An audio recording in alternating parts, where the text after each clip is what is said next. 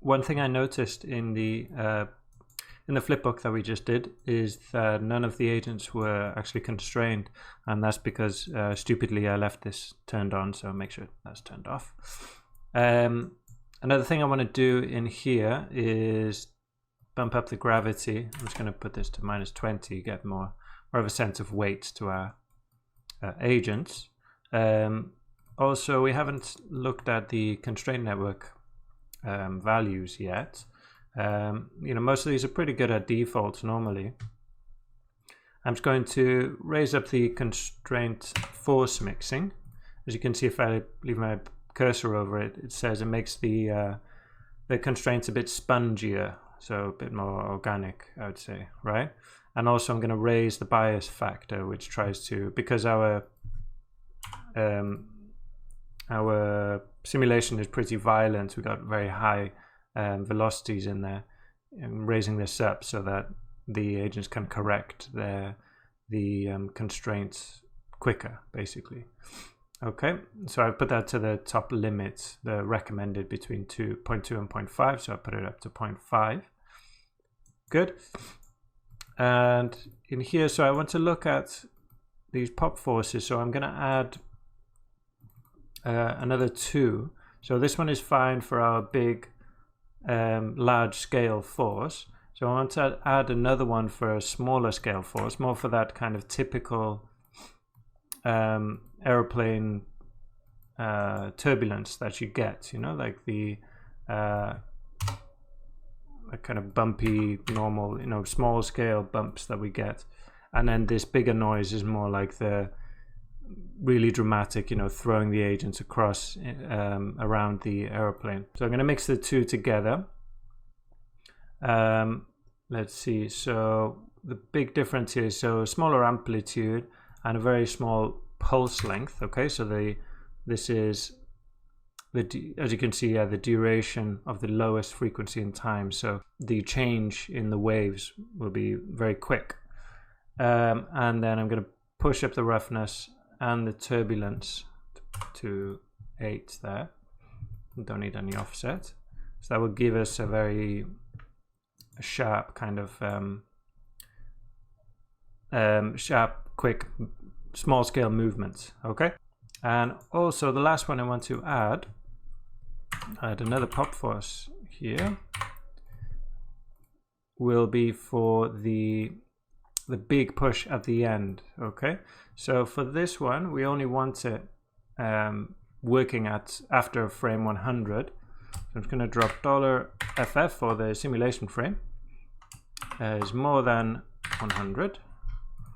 Okay, and what I'm going to do is use a Vex expression for this, because what I want is the forces to the back to be stronger than at the front, right? Which makes sense. So we'd have more as soon as they're out of the space at the back, that they fly out really, really quickly. Okay, and then it kind of dies down towards the front of the plane.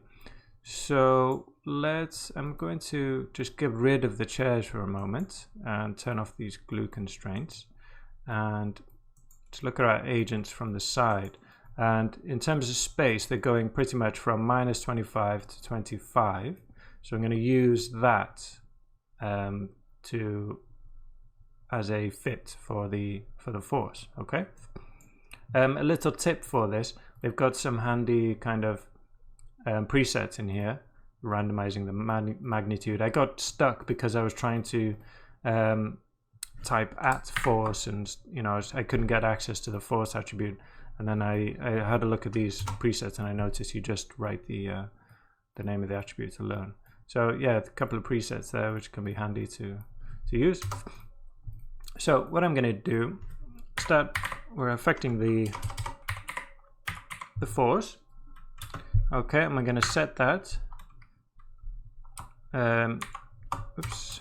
So we're pushing in, if we take a look here, in Z. Okay, so setting it to 0 in X, 0 in Y, and then for Z we're going to fit this Okay.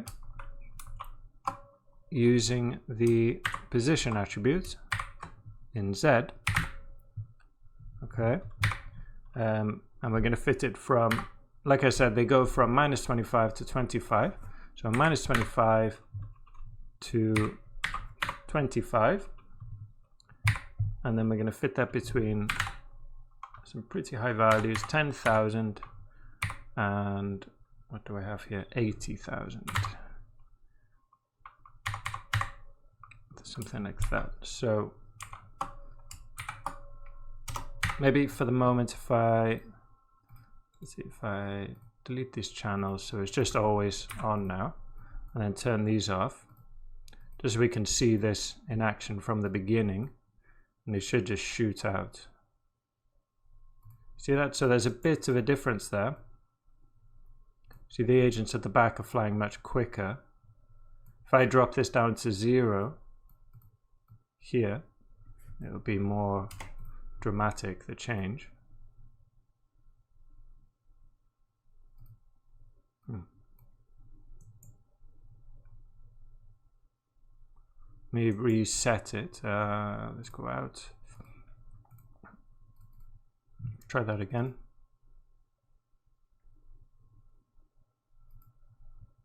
Yeah, so it seems like the ones at the back going much quicker. Also the -25, if I put that to like -20. Yeah, you see these guys are not moving so fast now. And when they move back, they move into that area and start to move quickly. Okay, so I'll put that back to how I had it. So -25, and I had this at 10,000. Like that. Okay, I think that's pretty much everything ready to go. Bring that stuff back in. Oh yeah, get rid of the ground plane in case when they shoot out the back we don't want them hitting the ground. One more thing, we can increase the stiffness of the constraints a little bit here. Okay, we have access to this. I'm just going to put that up to 5. Just stiffen them up a little bit, again because we've got such a violent simulation. And I think that's us ready to, pretty much ready to cache. Let's do one more flipbook from inside, about here. One thing you can do, by the way, I'm not sure if you'll see it in here, if you press D and go into your geometry, and then for, let's see, where is it? This wire over packed geometry. See that? I have that turned on, so it just helps me visualize packed geometry a bit better. Okay, and then I'm going to go into full screen, make a very simple camera angle here. Maybe I'll control and click, just drop a camera there. Don't know what's happened there. We've come out, okay, because we're in the crowd source. There we go. Let's go into full screen and run a flipbook. I want to get the bit at the end as well, so I'll just do like 150 and we'll discuss that once it's finished. Before we start, actually, I just noticed I'm going to cancel that. And I realize I've left, I can see them being pushed back straight away. And that's because I forgot to change back the activation on this, right? So that was, what was it? $FF is more than 100, like that, okay? Right, now, flipbook. Right, the flipbook is done, so let's take a look. It's pretty violent, maybe a bit too much, a bit over the top. You can see these kind of arms kind of flailing and wobbling a bit unnaturally there.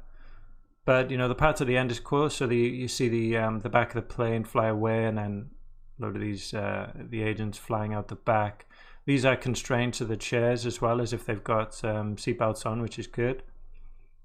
So yeah, we'll go back and maybe try and sort this out, you know, try and calm it down a bit, I think.